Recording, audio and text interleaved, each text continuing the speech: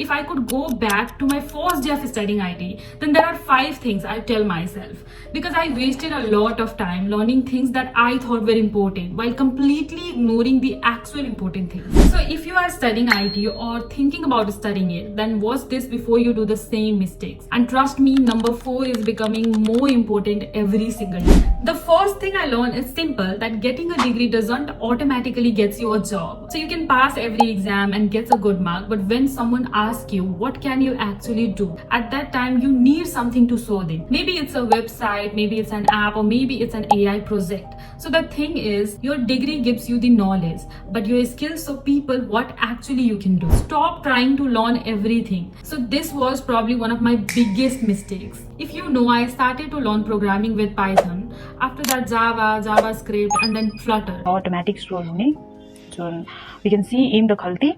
And also while learning Flutter, I was not consistent. I left that for a long period of time and jumped into AI and ML. And after some time, I quit that as well and then started Flutter again. So the thing is, I wanted to learn everything. And you know what happened? I knew a little bit about many things, but I wasn't really good at any of them. So even though there are different programming languages in your syllabus, or I know you keep hearing that the programming languages that your friend are learning will help them to earn a lot of money than yours. And you need to understand that this is the trap. So just keep in mind that IT is huge and you'll never be able to learn everything. So just choose one direction that you enjoy, and of course learn the basics first and go deeper. You can always learn something else later, and trust me, the programming language you are in right now will definitely help you to get a job and earn money. Now this one is really important. Watching tutorial can make you feel like you are learning, but then you close the tutorial, open a blank screen, and then suddenly you are like, what do I do now? That's why you need to build your own project. And your first project doesn't need to be amazing. It can have bugs, it can look bad, it can have problems, it can break completely. That's normal, because while fixing those problems,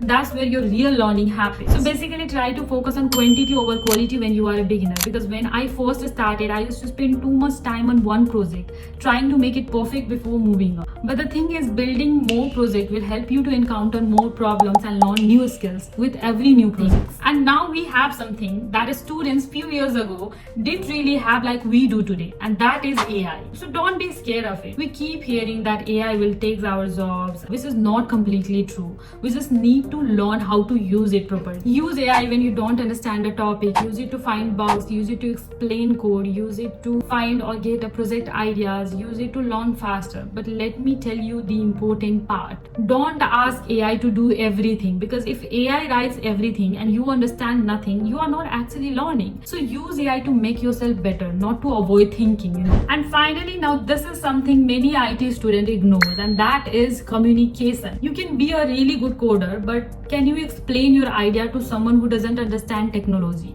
Can you do that? Can you work with a team? Can you explain why you made a certain decision? Like, for example, why you use switch case instead of if-else condition. These things really matter, because when you will be working in a real company, you won't be sitting alone and writing code all day. You'll have to work with other people. So I'll tell you, yes, learn technical skills, but also learn how to communicate, how to explain your things that you know to other people. One bonus thing I'd like to add here is building portfolio as soon as possible, because if I would get chance to start my IT again, then I would definitely not wait for my final year to think about my CV. कसरी मैले मेरो CV बनाए to get my first job. हामीले आफ्नो website को और app को स्क्रिनशटहरु त्यसमा राख्न सक्छौं, जस्तै I will start building my portfolio from the beginning. Projects, GitHub, a simple portfolio, websites, freelance work, anything that gives me a real experience, Definitely university will give you the foundation, but what you do outside the classroom will make a huge difference. And now I want to know from you that if there is something else that one should know or understand before entering the IT field, then write it in the comment section below. And with that said, I'd like to end my video here. I hope you like the video. Do subscribe my channel. I'll see you in another video. Till then, bye.